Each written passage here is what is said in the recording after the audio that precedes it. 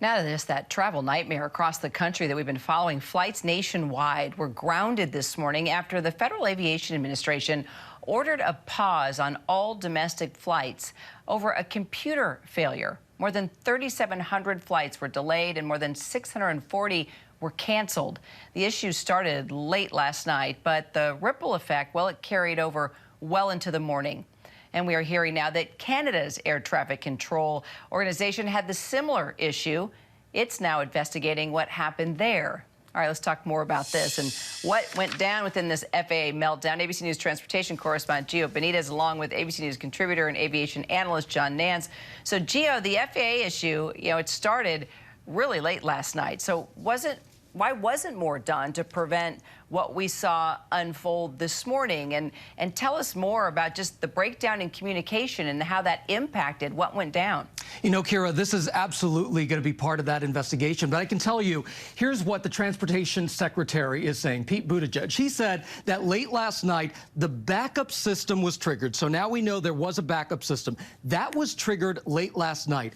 At some point, the main system came back online. But what they were seeing before 5 a.m. this morning is that there were some inconsistencies with the data that was going through this system. And just so you understand, this system, this is the Notice of Air Missions system, and this is intended to give pilots critical real-time safety information before they actually take off. So it's really, really important that they get this information. Well, that system wasn't delivering even after the main system came back online. It wasn't delivering accurate information at some point. So at 5 a.m. this morning, they decided, okay, we're going to refresh the entire system.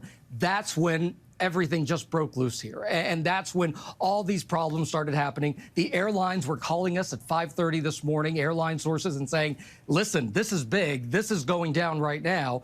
Then at 7 a.m., that's when they decided to do a ground stop because they realized that they still needed to make sure that all of the data that was going through the system was accurate. So there's going to be a lot of questions. Why did that backup system get triggered in the first place? Why was the information not accurate once the main system came back online? What happened when they had to refresh the whole system? And all of these delays happened for hours.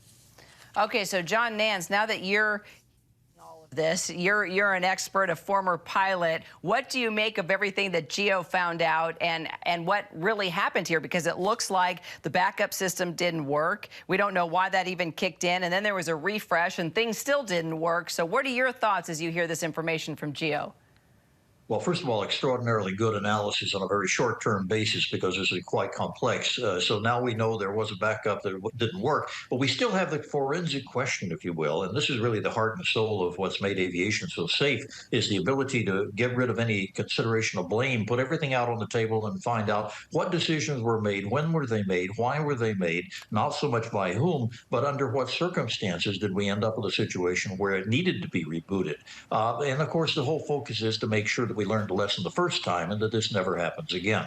This system has grown like Topsy over the years because it started out as Notice to Airmen many years ago on teletype and now has worked its way into becoming part of the neural network, connecting pilots, connecting dispatchers with the FAA, and it is a vital system. So these are very important questions that will have to be completely discovered. Well, John, let me ask you this, and Gio, maybe you can weigh in as well. You know, this has brought up the conversation again about how archaic the system is. So John, maybe I start with you. You know, what would it take to update these computers, get them, I don't know, I guess updated would be the right word, right? What's it going to take? And is that all it would take so we wouldn't have these problems again?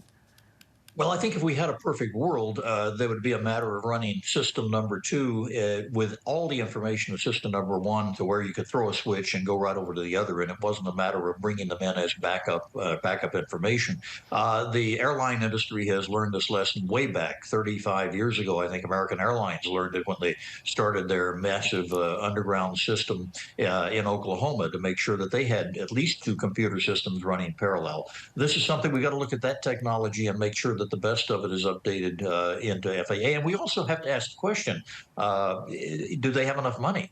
Has there been enough of an appropriation? The FAA has always been somewhat behind in terms of being able to get enough money out of Congress at times when we need more money to do these things.